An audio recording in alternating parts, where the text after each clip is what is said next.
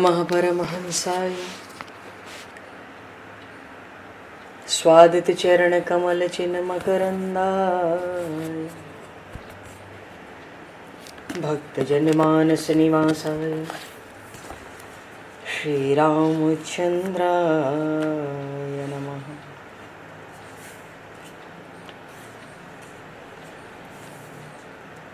वंदे विदेहतनया पदपुंडरीकं केशौरसौरभसमाहत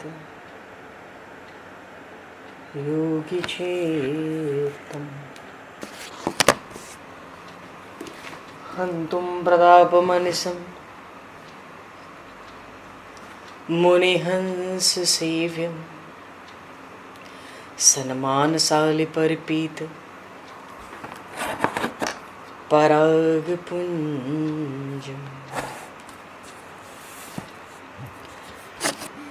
यत्र यत्र रघुनाथकीर्तनं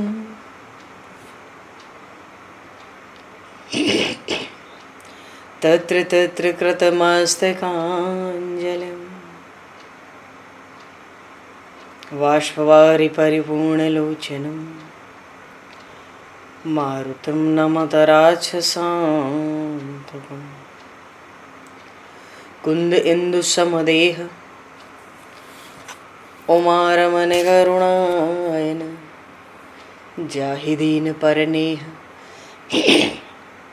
करहु कृपा मर्दन मयन।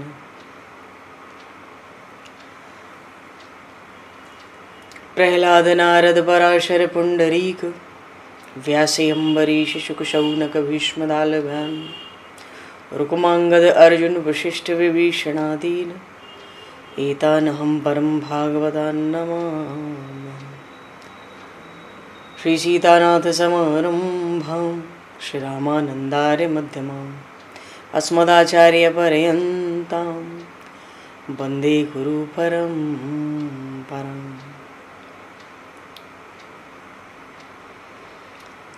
वर्णानामर्थ संज्ञानां रसानां छन्दसामपि मंगलानां च कर्तारो वन्दे वाणी विनायकौ।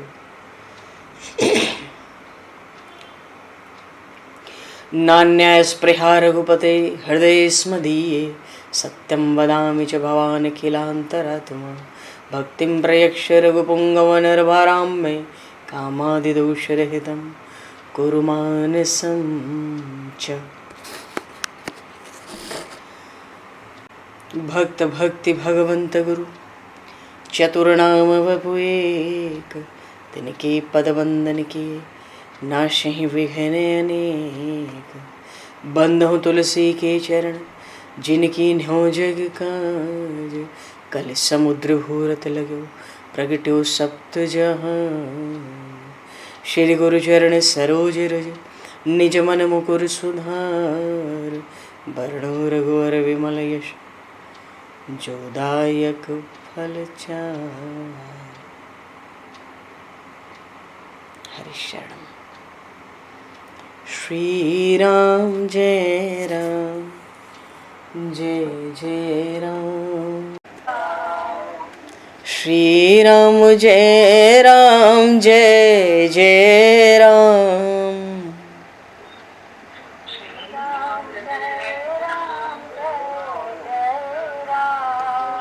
श्री राम जय राम जय जय राम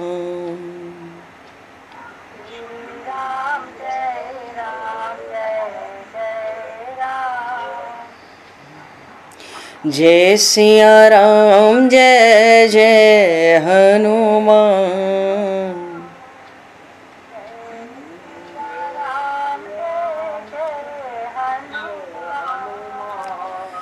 श्री गुरु रामानंद भगवान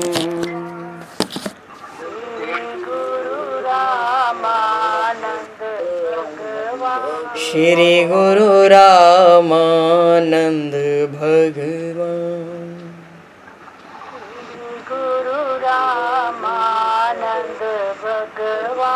श्री राम जय राम जय जय राम। श्री राम जय जय राम। जय सिया राम जय जय सिया राम। जय सिया राम जय जय सिया राम। जय सिया राम जय जय सिया राम। जय सिया राम जय जय सिया राम। बोली सियावर रामचंद्र भगवान की जय। संपूर्ण राम दरबार की जय। श्री अवध मिथिला धाम की जय। श्री बांके बिहारी लाल की जय। 84 कोस ब्रजमंडल धाम की जय। श्री रामचरितमानस जी महाराज की जय। श्रीमन्नाम महाराज की जय। श्री पंडरीनाथ भगवान की जय। कली पावन अवतार गोस्वामी तुलसीदास जी महाराज की जय। सब संतन की जय, सब भक्तन की जय, समस्त वैष्णवन की जय, समस्त पूर्वाचार्य चरणन की जय, समस्त संप्रदाचार्यन की जय। श्री सद्गुरुदेव भगवान की जय। गंगा मैया की जय, जमुना मैया की जय, सरजू मैया की जय, गौ माता की जय, तुलसी माता की जय, पृथ्वी माता की जय, एकाशी महारानी की जय। जय जय श्री सीताराम, जय जय श्री राधेश्याम। नमः पार्वती पते हर हर महादेव। हरिशरणम। अनंत कोटि ब्रह्मांड नायक सर्वेश्वर पूर्ण परात्पर ब्रह्म असंख्य कल्याण गुणगणलय भक्तवांशा कल्पतरु शरणागत वत्सल भक्त वत्सल दीनबंधु दया सिंधु श्री कौशल्य आनंद वर्धन श्री दशरथ नंदन श्री जानकी कंठभूषण भगवान श्री सीताराम जी महाराज की असीम कृपा करुणा से श्री हनुमान जी महाराज की परम पावन भावमयी सन्निधि में महापुरुषों की भावमयी उपस्थिति में एवं आप सभी श्रद्धालु भक्त वैष्णवों की मंगल सन्निधि में मानव जीवन का सर्वोत्कृष्ट फल भगवत गुणगान भगवत कथा का आनंद हम सभी श्री राम कथा के माध्यम से प्राप्त करने जा रहे हैं। सर्वप्रथम आप सभी भक्त जनों के श्री चरणों में भगवत भाव से सादर वंदन सादर नमन। आप सभी को यथा योग्य जय सिया राम, जय जय श्री राधे हरि श्याम, जय श्री राम।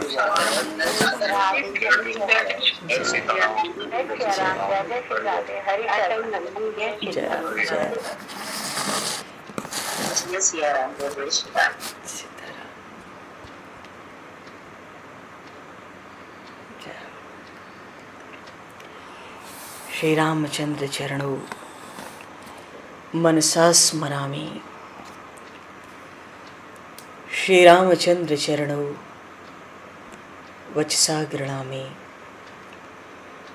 श्री रामचंद्र चरणों शिरसा नमामि। श्री रामचंद्र चरणों शरणं प्रपद्ये।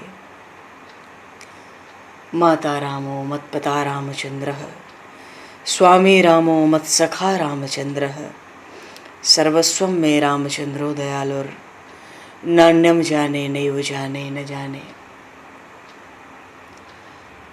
मंगलम कौशलेन्द्रस्य महनीय गुणालये, चक्रवर्ती तनुजाय सार्वभौमाय मंगलम। रामं रामानुजं सीतां भरतं भरतानुजं, सुग्रीवं वायुसूनं च प्रणमामि पुनः पुनः। नमोस्तु रामाय सलक्ष्मणाय दिव्यै च तस्मै जनकात्मजाय।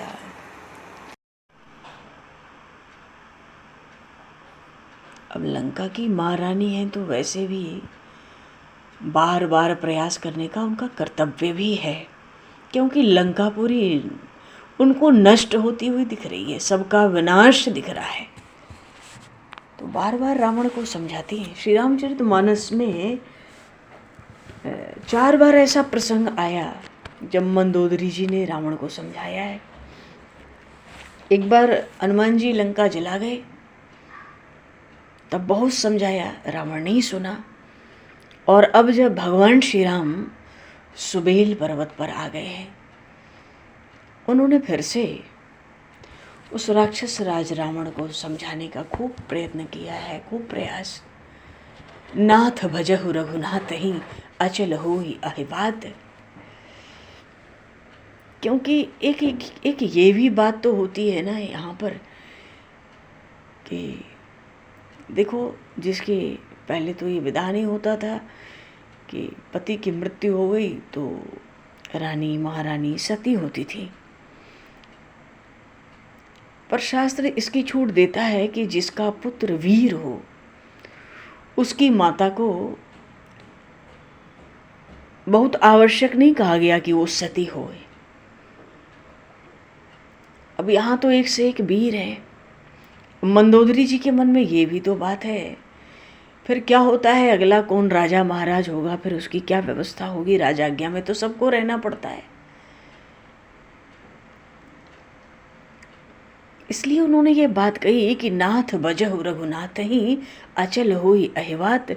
मेरा सौभाग्य भी अखंड बना रहेगा, तुम श्री जानकी को लौटा दो और वन में चलो। चौथे पन जाइए नृपकानन, वन में चलते हैं, हम भी चलते हैं। अब हम लोग भजन करेंगे प्रभु का। मेघनाथ को राज्य दे दो और चलो यहाँ से। विभीषण को राज्य करने दो, अगर राम जी ने दे दिया है, आप चलो। बहुत तरह से मंदोदरी जी ने रावण को समझाया, और जब वो कुछ नहीं सुना, अच्छा ये भी उन्होंने समझाया कि सोई कौशलाधीश रघुराया। वही परमात्मा ये हैं जिन्होंने 24 अवतार लिए, कितने कितने दुष्टों का संहार कर दिया, कैसे पराक्रमी महाबलशाली। सोई कौशलाधीश को मारा, ये वही परमात्मा है जो अयोध्या नरेश के ज्येष्ठ पुत्र के रूप में प्रकट हुए हैं।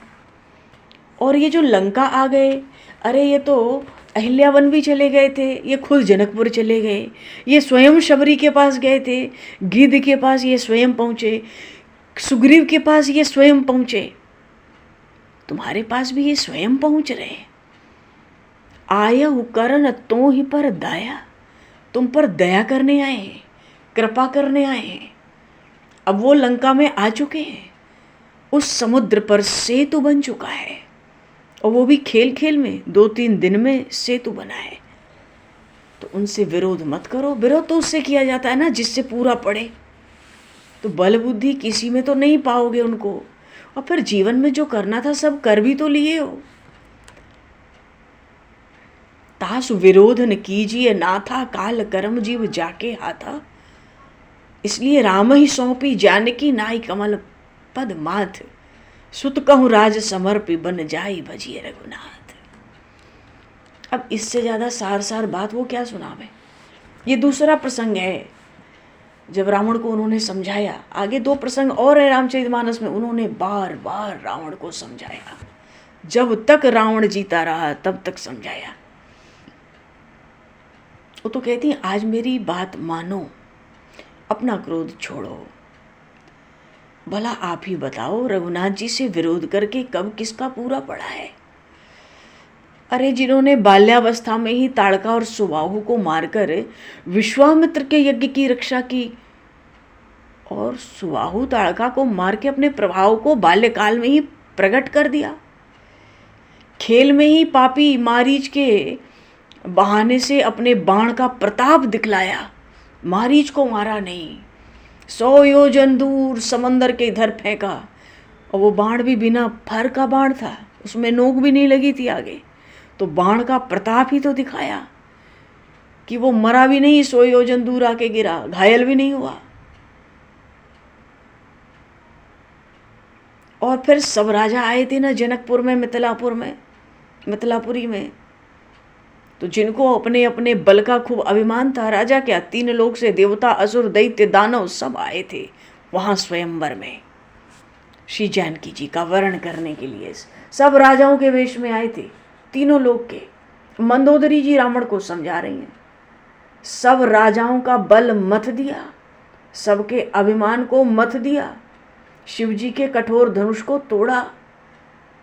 मानो इस प्रकार संपूर्ण संसार को जीतकर श्री जानकी से विवाह किया। परशुराम जी का इतना आतंक होता था क्षत्रियों को, वो भी सबके लिए समाप्त कर दिया। परशुराम के अस्तित्व को ही इन्होंने समाप्त कर दिया।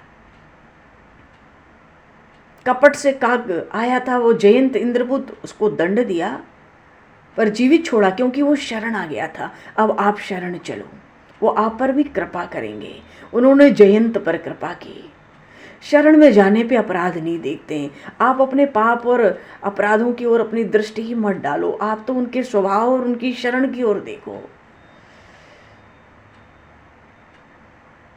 अनायास ही विराट का वध कर दिया, रास्ते में मिल गया। वो विराट कोई साधारण था, पर सहज ही मार दिया, रास्ते में पड़ गया, उसकी भी छुट्टी। खरदूषण तृष्णा आपके समान बलवान थे, आपके जैसी माया करने में निपुण है, आप जानते हो, उनको भी मार दिया। एक घड़ी नहीं लगा, 20 मिनट का काम नहीं था। खरदूषण विराट बद पंडित कितनी निपुणाई से मारा, अकेला मारा, भाई को भी नहीं रखा। कबंध को मार दिया, सारे देवता साधु सुखी हो गए। और जो बल का अगाध समंदर था, बल का अगाध समुद्र, कौन? बाली। उसी बाली की कांख में तो रावण 6 महीना पड़ा रहा। तारा अंगद के पालने से रावण को बांध कर रखी। उस रावण के सिर पर दीपक जलाती, उसके 10 सिर थे ना, सबको कौतुक होता था। इतना नहीं बोला, इतना कैसे बोले? रावण को तो मनाना है जैसे तैसे। उन्होंने कहा बल का जो समंदर था, अपार बल का, उस वाणी को एक बाण से वध कर दिया। एक बाण। इसलिए बताओ तो सही कि उन रावण का अपराध करके उस मंदोदरी जी कहती हैं कि उन राम जी के प्रति अगर आप विरोध करोगे, उनके प्रति दोष रखोगे, आपने तो अपराध भी किया।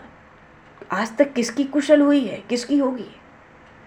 अरे इतना तो विचार करो कि जिनके छोटे भाई उन लक्ष्मण की खींची हुई रेखा को तुम विश्व विजयी, त्रिभुवन विजयी होकर भी पंचवटी में लांग नहीं सके। उस छोटे भाई की एक रेखा में इतनी शक्ति है।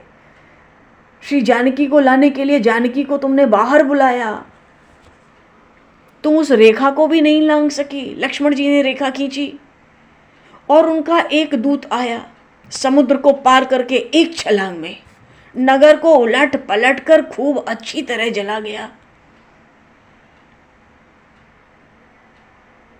अरे वेद भी और 1000 फण वाले शेष भी, जिनका सुयश कैसे गाते हैं? कृपा सिंधु कह के, दुष्टों के बन के लिए अग्नि के समान है। उनका एक भी बाण सुबेल पर्वत से लंकापुरी पे मत छूटने दो। वेदों ने उनका यश गाया। दुष्टों के बन को तो अग्नि की तरह जलाते हैं। वो आ गए हैं, मेरी बात मानो, उनसे विरोध अब मत ठानो। हे नाथ, अपने हृदय में समझकर देख लो, ये यशस्वी वीर वे ही कौशल के अधिपति भगवान राम हैं।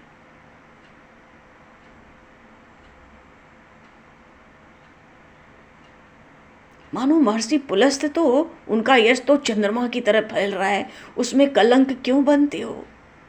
वो तो कहती मैंने संसार को ढूंढकर अच्छी तरह देख लिया है, अब और किसी प्रकार से आपका उद्धार नहीं हो सकता। अब तो ये बचा है कि मुझे आगे कर दो और सीता जी को आदर के साथ ले चलो, शीघ्र चलो। मैं आगे आगे चलूंगी। ये आगे आगे क्यों चलूंगी? अभी अंगद जी दूत बन के जाने वाले, उन्होंने भी ऐसा कुछ कहा था। अरे मंदोदरी को आगे आगे करके चलो, पहले तो ये गवाही देगी, पहली गवाही तो यही देगी। और ये राजसी सतियों में बड़ी महान है, इनका बड़ा नाम है। मंदोदरी ने खुद रावण से एकांत में कहा मुझे आगे कर लो, मैं आगे चलूंगी। जानकी जी को बड़े आदर से ले चलो, शीघ्र चलो, इसी में अब कुशल है आपकी। आपके मुख से एक शब्द सुन लेंगे ना, वो शरण, सुनते ही प्रभु आपको निर्भय कर देंगे। बोलिए श्री चरणागत वत्सल भगवान की जय। ऐसी सुंदर महिमा मंदोदरी जी ने रावण को प्रभु की सुनाई। सुनाई का अर्थ है रावण तो सब जानता ही है, वो क्या नहीं जानता। पर दुष्ट है ना तो बात मानता नहीं है। मानो मंदोदरी जी तो कहती हैं कि भाई विचार करके मन, वाणी और कर्म से, शरीर से श्री रघुनाथ जी की शरण में अब जा पड़ो।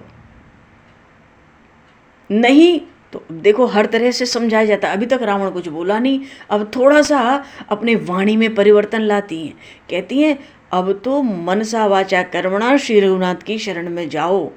भला तीनों लोकों में दूसरा ऐसा कौन है जो अब तुम्हें बचा लेगा। इसलिए मेरे स्वामी मेरी शिक्षा सुनो। दांतों में घास लेकर, ये बात अंगद जी ने पूरी सभा में कही थी जब दूत बन के आए।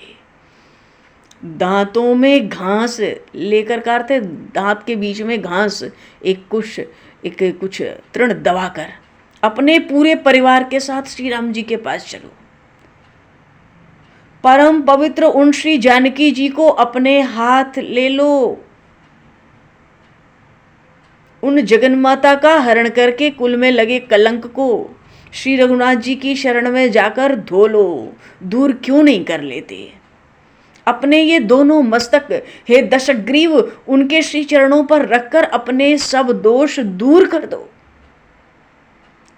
अरे वो तो कृपा की मूर्ति है, वे श्री रघुनाथ जी तो कृपा ही करने वाले हैं।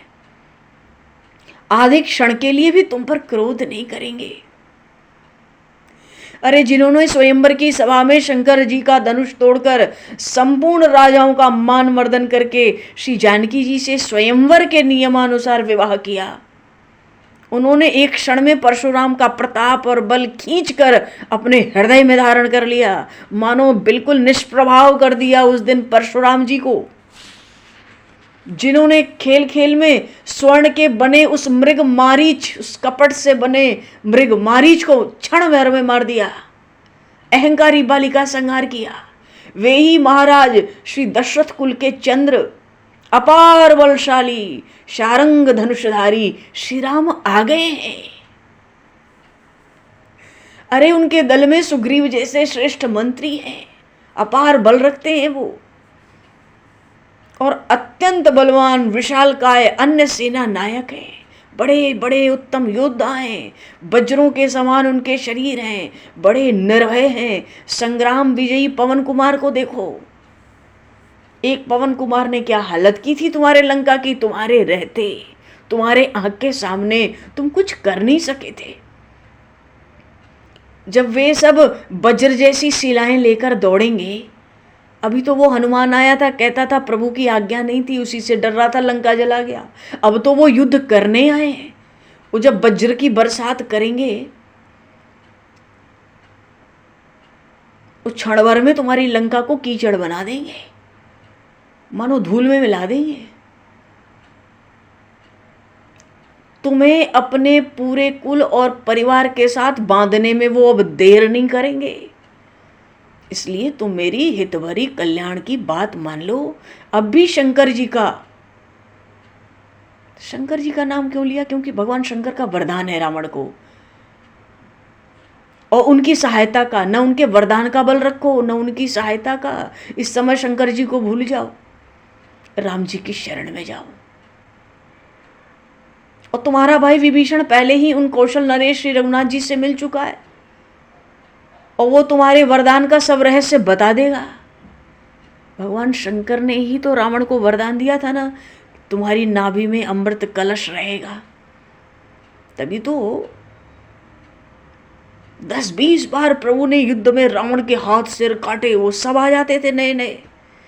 आकाश में लगता था राहु और केतु छा गए, पर वो मरता नहीं था। तो उसका भी स्मरण कराया मंदोदरी ने। भगवान शंकर ने वरदान दिया है, उसके बल पे मत रहो, वो सहायता करेंगे, इस बल पे मत रहो। तुम राम का विरोध करोगे तो शंकर जी भी सहायता नहीं करेंगे तुम्हारी। अब ये समझ लो कि रघुवंश तिलक श्री राम लक्ष्मण आ गए हैं, पड़ाव डाले पड़े हैं। उनकी सेना की अत्यंत भयंकर गर्जना दशों दिशाओं में गूंज रही है। बानर भालुओं की देखो भीड़ यहां से दिखलाई पड़ती है। अरे तुम उनकी स्त्री का हरण करके लाए ही, वो बोलता नहीं है कुछ, फिर वाणी में थोड़ा बदला, क्यों उनकी स्त्री का हरण करके ले आए। कभी कभी तो उनके मन में आता है इसको भाग्यहीन मूर्ख रावण कहूं। अरे श्री रघुनाथ के क्रोध से पृथ्वी आकाश, ये तो श्री जानकी ही पृथ्वी आकाश उलट पलट कर दे, पर वो पतिव्रता है। तुम कैसे सुख की नींद सोते हो। अरे बलवान श्री रघुनाथ जी आ गए, मेरी बात मान लो, क्यों नहीं बोलते कुछ। जानकी को लेकर उनसे मिलो, तुम्हारा सम्मान रह जाएगा।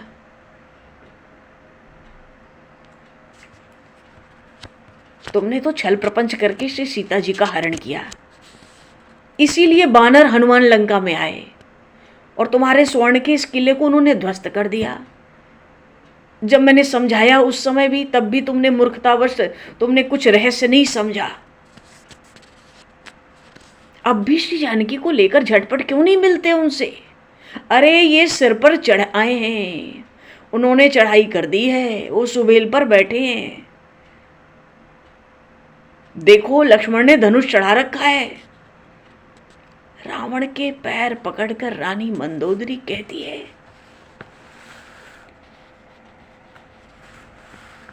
अस कहि नयन नीर भरी गही पद कंपित गात।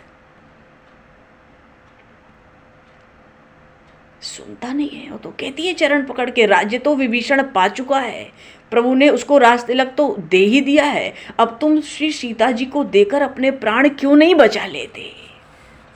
तुम अपने साथ साथ सबके जीवन को संकट में डालते हो, मेरी बात क्यों नहीं मान लेते।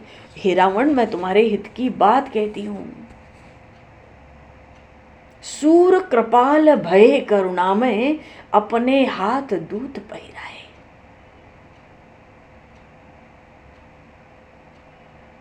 सुख सारण जब आए थे रावण के पास, तो रावण ने तो भेजा था रहस्य लेने के लिए राम जी की सेना का। बानर के रूप में घूम रहे थे, विभीषण उनको पहचान लिए, तुरंत बंदी करवा लिया। और वो सुख सारण श्री राम लक्ष्मण तक पहुंचते उससे पहले ही रास्ते में बहुत भारी मार उनको बानरों की भालुओं की पड़ी, तब जाके तो उनको भगवान के चरणों के दर्शन मिले। और जब उन दीनदयाल प्रभु ने उन सुख सारण तुम्हारे दूतों को भी व्याकुल देखा, उनके हाथ खोल दिए, पूछा तुम लोग कहाँ से आए हो। उन्होंने कहा हम लंकापति के द्वारपाल और दूत हैं,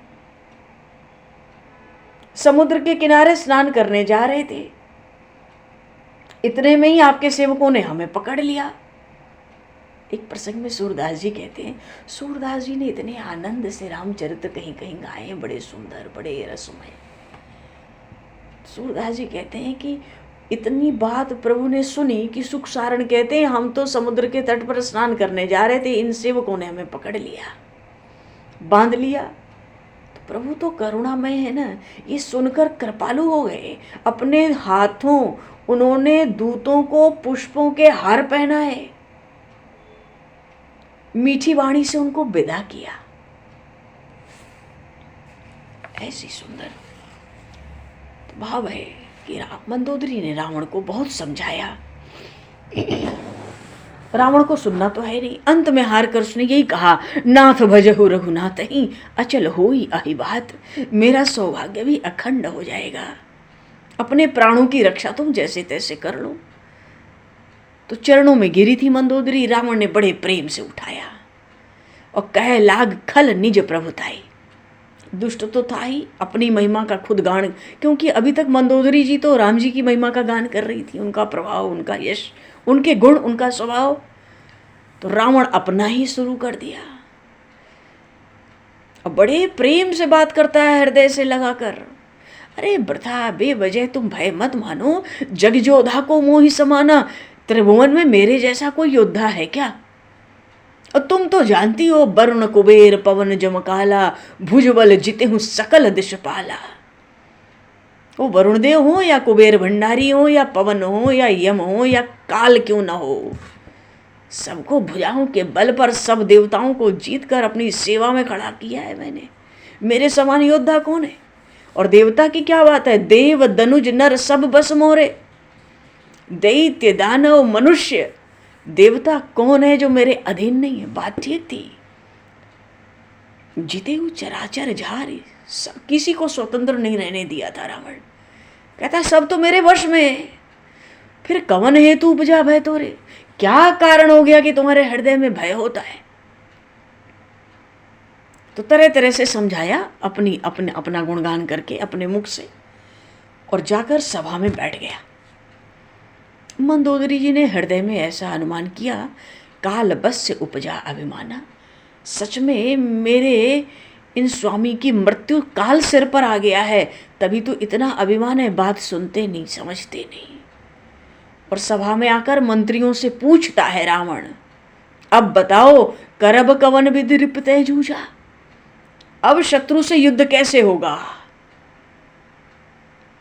तो जो मंत्री थे ना रावण के, कुछ मुंह लगे हुए,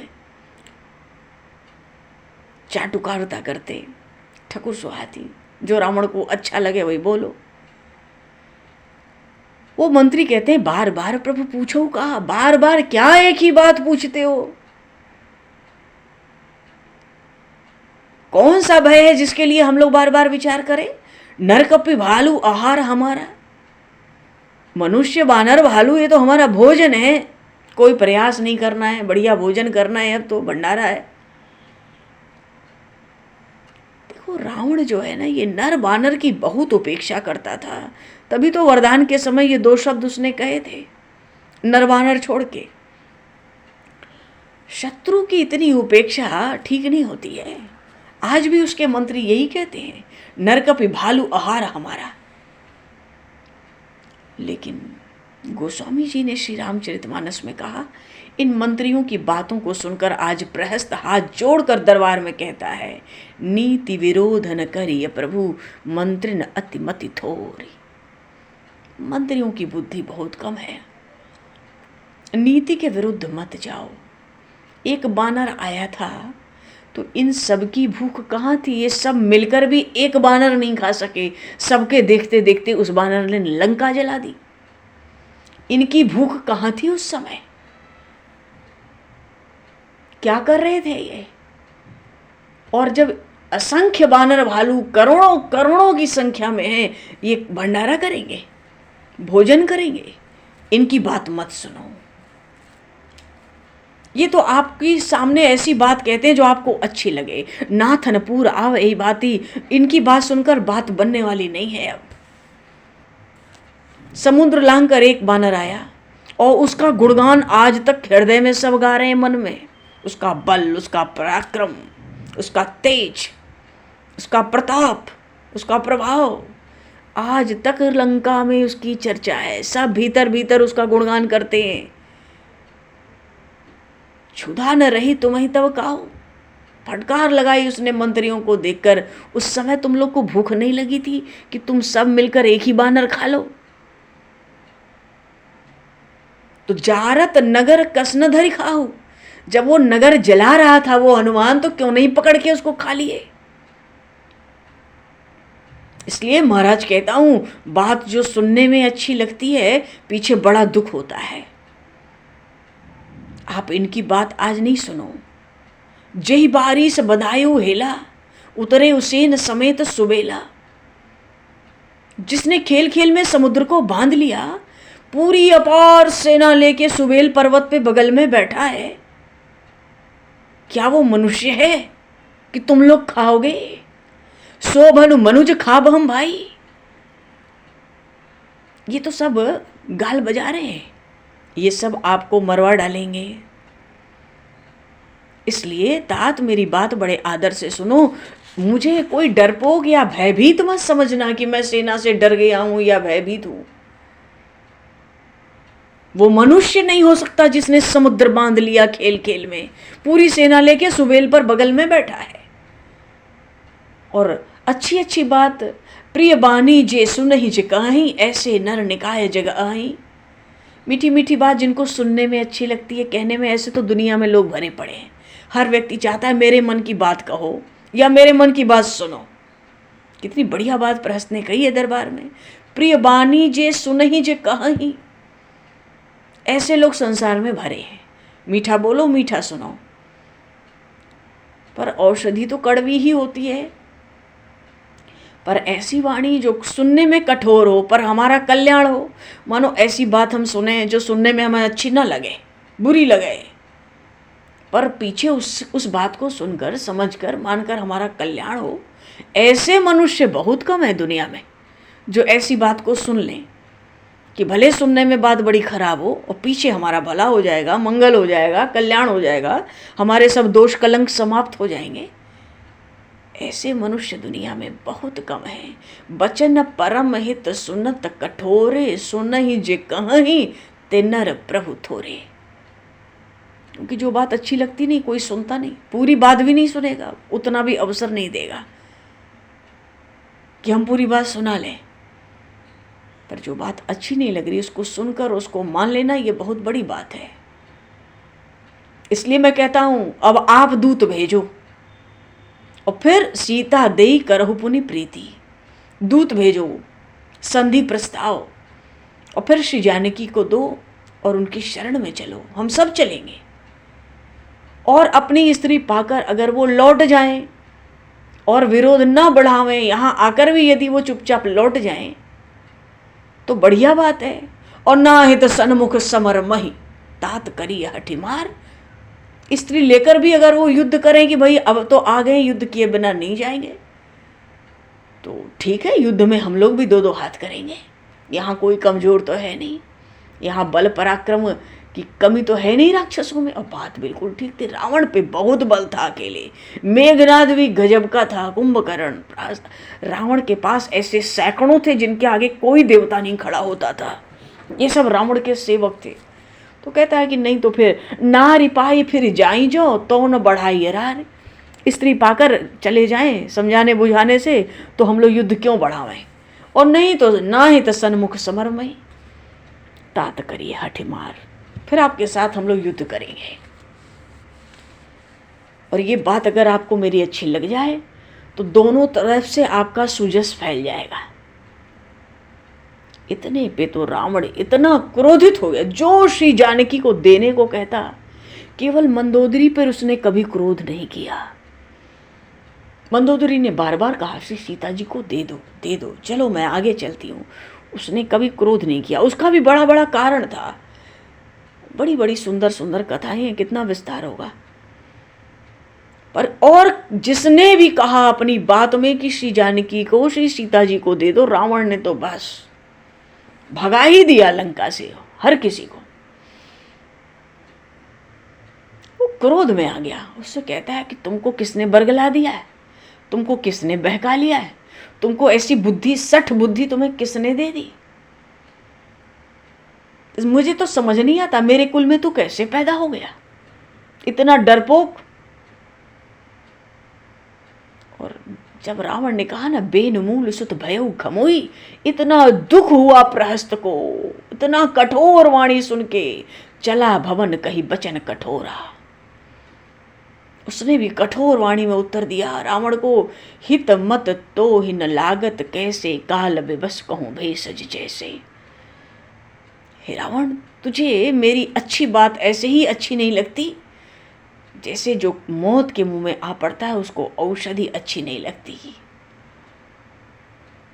शाम का समय हुआ, चला गया प्रहस्त। आज शाम का समय हुआ, फिर भवन में आया, फिर मंदोदरी में लगी। तो जब भवन में जा रहा है, कितना अभिमानी है।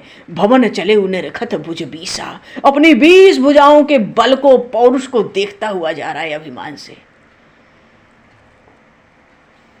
और लंका के शिखर पे एक अखाड़ा था। अजी ये अखाड़ा कहाँ था? जो त्रिकूट पर्वत पे 3 शिखर थे, एक पर तो प्रभु श्री राम आ गए सुबेल पर्वत में, ये प्रायः ऊपर से समतल है। बीच का शिखर, उस पर लंका, स्वर्णपुरी लंका बसी है। ये तीसरा शिखर है, चांदी का शिखर, बहुत खड़ी ढाल का, बड़ी ऊंचाई पर शिखर है। वहाँ अखाड़ा होता था रोज शाम को, सुबह तक, लगभग 2-3 बजे तक। बड़ी खराब स्थिति होती थी। इसी समय हनुमान जी गए, कितना दुख पाए कि यहाँ कि क्या क्या देखना पड़ता है दृष्टि से, कितना पाप हुआ, अपराध हुआ। चलो, तो लंका के शिखर पे एक अखाड़ा, अति विचित्र तही हुई अखाड़ा। तो अखाड़ा मल्ल युद्ध का नहीं था। बैठ जाहित ही मंदिर रावण लागे, किन्नर गुणगन गावन, बाजहि ताल पखाउज बीना, नृत्य करहि अप्सरा प्रवीणा। कितना दुष्ट है भाई, कितना मूर्ख है। सच में काल है इसके ऊपर। रावण को कोई मूर्ख नहीं कह सकता। काल आ जाता है। सिर पर इतना प्रबल शत्रु बैठा है सेना लेकर, सुबेल पर्वत पर इतना प्रबल शत्रु जिसके सिर पर बैठा है, वो रावण अपने अखाड़े में शाम होते ही पहुंच गया और वहां नाच गाना शुरू। किन्नर देवता गुणगान करने लगे, रावण की तरह तरह से स्तुति हो रही है, ताल बज रहे हैं, मृदंग बज रहे हैं, वीणा बज रही है, नृत्य हो रहे हैं, अप्सराएं गा रही हैं, नाच रही हैं, गंधर्व गुणगान कर रहे हैं। तो वहां तो राक्षसों का क्या है, मांस खाएंगे, मदरा पिएंगे, संतत करें विलास। परम प्रबल रिपु शीर्ष पर तद्यपि सोच न त्रास। इतना प्रबल शत्रु उसके सिर पर आ बैठा है, न उसको कोई चिंता है न कोई भय है। और प्रभु तो इधर सुबेल पर्वत पे उतर ही गए थे। डेरा सेना का डल ही चुका था सुबेल पर्वत पर। सेना के साथ बड़ी भीड़ है सुबेल पर्वत पे। तो सुबेल पर्वत की झांकी क्या है, बड़ी सुंदर झांकी है।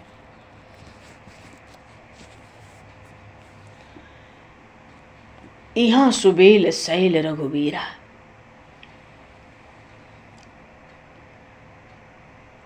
वहां पे एक शिखर था सुबेल पर्वत पर। शिखर का जो ऊपर का हिस्सा था वो बहुत हद तक समतल था, एकदम स्फटिक मणि की तरह वो था, बिल्कुल बड़ा रमणीय, बड़ा श्वेत।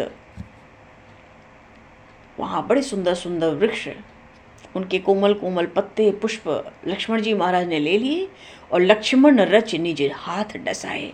अब संध्या हो रही है, भगवान ने संध्या कर ली, संध्या गायत्री। अब प्रभु विश्राम करेंगे तो सैया बननी चाहिए प्रभु के लेटने के लिए स्वामी के। लक्ष्मण जी महाराज ने अपने हाथ से कोमल कोमल पत्ते लाकर, कोमल कोमल पुष्प लाकर उसी समतल क्षेत्र पर थोड़ा वहीं पर प्रभु का आसन लगा दिया विश्राम के लिए। और वो मृगछाला डाल दी। उतने ही आसन आसीन कृपाला। तो शैया के ऊपर मृगछाला पड़ी है, बड़ी कोमल। उस पर भगवान ने आसन ग्रहण किया। बोलिए श्री राघवेंद्र सरकार की जय। झांकी कैसी लग रही है, बड़ी सुंदर झांकी हुई वहां पर प्रभु की सुबेल पर्वत पर। और इस झांकी के ध्यान की बहुत महिमा कही गोस्वामी जी ने। धन्य ते नर एहि ध्यान जे रहत सदा लय लीन। बड़े बड़े प्रेमी भक्तजन भगवान की इस झांकी का दर्शन करते हैं, ध्यान करते हैं। ऐसी सुंदर सुबेल पर्वत पर झांकी, तेहि आसन आसीन कृपाला। तो उस झांकी में क्या है, प्रभु कृत शीस कपीस उछंगा, बाम दहिन देसे चाप निसंगा। दुहु कर कमल सुधारत बाना, कहलंकेश मंत्र लगे काना। बड़ भागी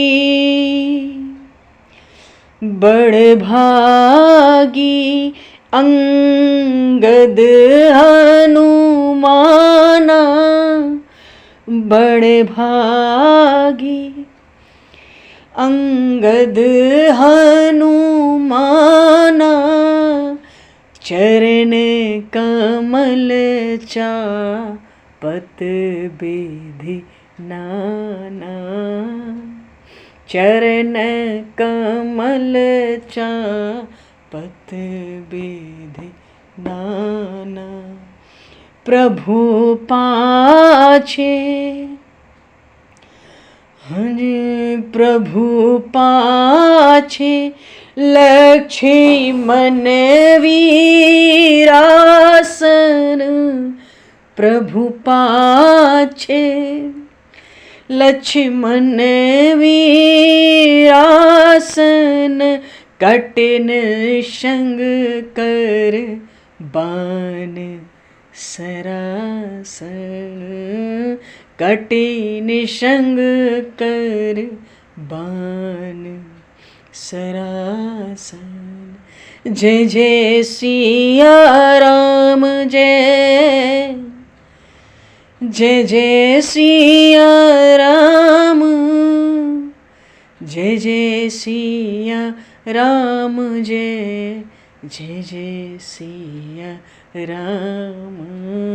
जय जय सिया राम जय जय जय सिया राम। प्रभु कृत शीस कपीस उछंगा। ये कपीस कौन है जी? वानरराज सुग्रीव। अब शाम हुई, रावण तो उधर अखाड़े में गया। अब प्रभु के पास भी कम प्रेमी और सेवक थोड़े ही हैं। शाम हो जाती है तो राजाओं का मनोरंजन करते हैं लोग। और यहाँ मनोरंजन के लिए सभा लगी है, मनोरंजन भी होगा। प्रभु को पहले ही पता चल गया था लंका कांड के आरंभ में कि ये बानर भालू तो बड़े काव्य कौशल, बड़े काव्य का आनंद लेने देने वाले। ऐसी बात नहीं है, इनको भी बड़ा काव्य आता है, नाटक आता है। और हनुमान जी महाराज से बढ़ के कवि कौन है? हनुमान नाटक देखो क्या विलक्षण है। तो प्रभु ने अपना मस्तक कहाँ रख रखा है? प्रभु कृत शीस कपीस उछंगा। वानरराज सुग्रीव की गोद में प्रभु का मस्तक है, मानो प्रभु पौड़े भये हैं। प्रभु कृत शीस कपीस उछंगा। सुग्रीव जी महाराज ने अपनी गोद में प्रभु का मस्तक ले रखा है, सिर ले रखा है। और प्रभु के दाहिने और बाएं ओर भगवान के धनुष बाण, शारंग धनुष। बाईं ओर धनुष, दाहिनी ओर बाण। वानरराज सुग्रीव की गोद में प्रभु का सिर। और दोनों हाथ से प्रभु क्या करते हैं? दूकर कमल सुधारत बाना। बाण को सहला रहे। अरे ये तो लंका आ गए, ये तो युद्ध करना है। यहाँ हाथ में बाण है, कभी धनुष पर हाथ रखते हैं, कभी बाण को सुधारते हैं, अपने बाणों को देखते हैं।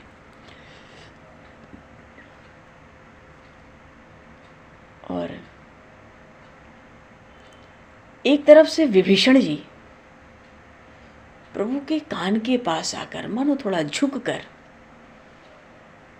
कुछ भगवान को सलाह दे रहे हैं, प्रभु के साथ मंत्रणा कर रहे हैं। लंका के विषय में कुछ बात हो रही होगी। कह लंकेश मंत्र लगी काना। कुछ बातचीत हो रही है धीरे धीरे प्रभु के साथ। विभीषण जी बात कर रहे हैं, प्रभु सुन रहे हैं, अपने हाथों से अपने धनुष बाण सुधार रहे हैं। सिर सुग्रीव जी की गोद में रख रखा है। और बड़ बागी अंगद हनुमाना चरण कमल चापत विधि नाना। श्री हनुमान जी और अंगद जी के सौभाग्य का कोई क्या वर्णन कर सकता है। तरह तरह से अपनी कला दिखा दिखा के, निपुणता प्रकट करके, अपना कौशल प्रकट कर करके भगवान के एक एक चरण दबा रहे हैं। एक चरण पे हनुमान जी, एक चरण पे अंगद जी। भगवान पौड़े भये हैं। विभीषण जी मंत्रणा कर रहे हैं कान के पास लग करके। सुग्रीव जी ने प्रभु के मस्तक को गोद में धारण कर रखा है। और लक्ष्मण जी महाराज कहाँ हैं? प्रभु पाछे लक्ष्मण वीरासन, कटे निशंग कर बाण सरासन। कमर में तरकस, दोनों कंधे पे बाण, 5-5 बाण होते थे तरकस में। कट निसंग, कमर में तो तरकस बांध रखा है। तरकस का भार तो कमर पे ही आता होगा, कटी पे, कंधे पर दिखता है। हाथों में धनुष बाण लेके वीरासन से बैठे हुए हैं। अरे शत्रु की भूमि पर हैं। बात शत्रु की भूमि की नहीं है, ये तो श्रृंगवेरपुर में पहली रात्रि, जब प्रभु ने अयोध्या से चलकर वनवास की पहली रात्रि व्यतीत की श्रृंगवेरपुर निषाद राजगुह के पास, तो जब प्रभु ने विश्राम किया तो लक्ष्मण जी महाराज ने वहां सुमंत्र जी को रथ में ही विश्राम करवा दिया और निषाद राजगुह को भी कहा कि अब प्रहरी खड़े हैं, आप भी थोड़ा विश्राम करो। लक्ष्मण जी तो कभी सोए ही नहीं, प्रश्न ही नहीं उठता वहां पर नींद का, भोजन का, जल का, फल मूल कंद कुछ खाया ही नहीं, कभी जल भी नहीं लिया। 14 वर्ष श्री लक्ष्मण जी ने ऐसी सेवा की प्रभु की, ऐसी सेवा। तो भले अब शत्रु की भूमि है और ज्यादा सावधान है, वहां श्रृंगवेरपुर में भी पूरी रात वीरासन से धनुष बाण चढ़ाकर बैठे थे। वो तो अपने स्वामी की रक्षा में रक्षक की तरह रहते। तो प्रभु पाछे लक्ष्मण वीरासन, कट निसंग कर बाण सरासन, वीरासन से बैठे हैं धनुष बाण लेकर। ऐसी सुंदर झांकी सुबेल पर्वत पे प्रभु की, क्या प्रभु के श्रीअंग की शोभा है। यही विधि कृपा रूप गुण धाम राम आसीन। प्रभु तो कृपा के रूप तो है ही, कृपा की मूर्ति ही है, फिर उनका रूप, उनका गुण, रूप और गुण के तो भंडार ही है। बड़े सुख से वो कृपा सिंधु भगवान आसीन है अपने आसन पर, जहाँ लक्ष्मण जी ने कोमल कोमल पत्ते पुष्पों की सैया बना के कोमल मृगशाला डाल दी थी आसन के लिए। पौड़े हुए हैं, थोड़ा मस्तक उठा हुआ है, खूब आनंद से विराज रहे हैं। कहाँ विराज रहे हैं? लंका में। ये तो आनंदों की आनंददाता, इनका स्वरूप ही आनंद का है। गोस्वामी जी कहते हैं, यही विधि कृपा रूप गुण धाम राम आसीन, धन्य ते नर यही ध्यान जे रहत सदा लय लीन।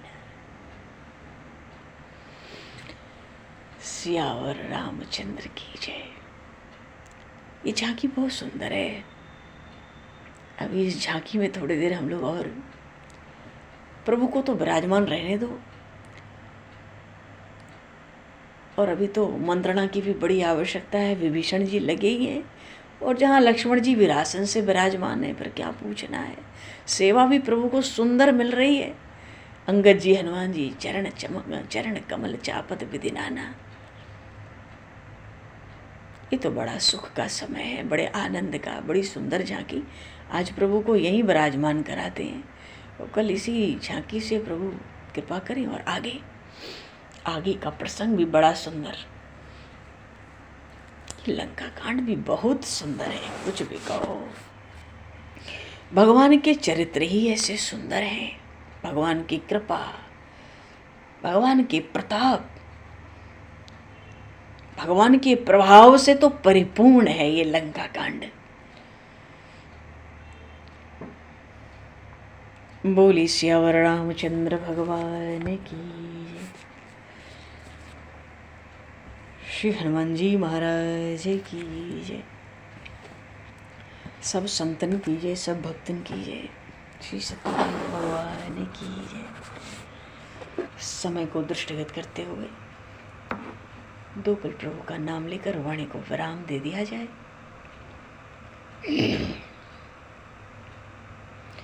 श्री राम जय जय राम, श्री राम जय जय राम। श्री राम जय जय राम, श्री राम जय जय राम, श्री राम जय जय राम, श्री राम जय जय राम, श्री राम जय जय राम, श्री राम जय जय राम, श्री राम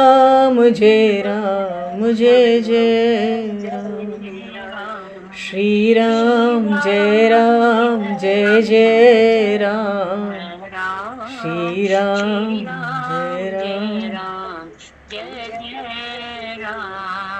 श्री राम जय जय राम,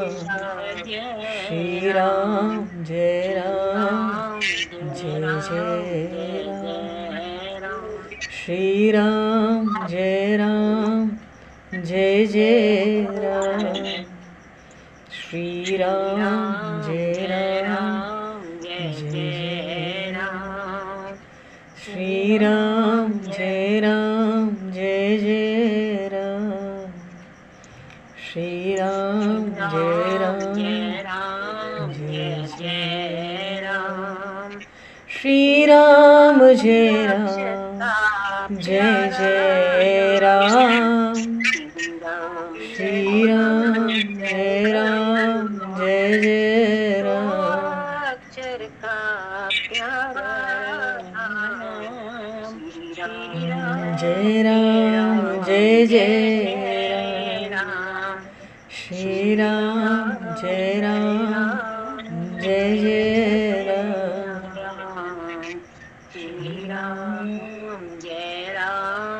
जय जय राम, सीताराम जय सीताराम, सीताराम जय सीताराम, सीताराम जय सीताराम,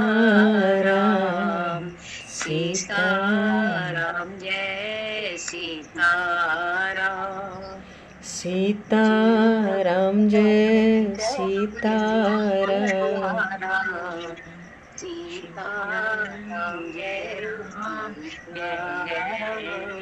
भज रे मनवा आठों याम, भज रे मनवा आठों याम, श्री राम जय जय, श्री राम जय श्री राम जय जय, बोलिए श्यावर रामचंद्र भगवान की जय हो। समय को दृष्टिगत करते हुए आज यहीं पर वाणी को विराम। वाक्य पुष्पांजलि प्रभु के श्री चरणों में सादर समर्पित। आप सभी को भी यथायोग्य जय सिया राम, जय जय श्री राधे हरि।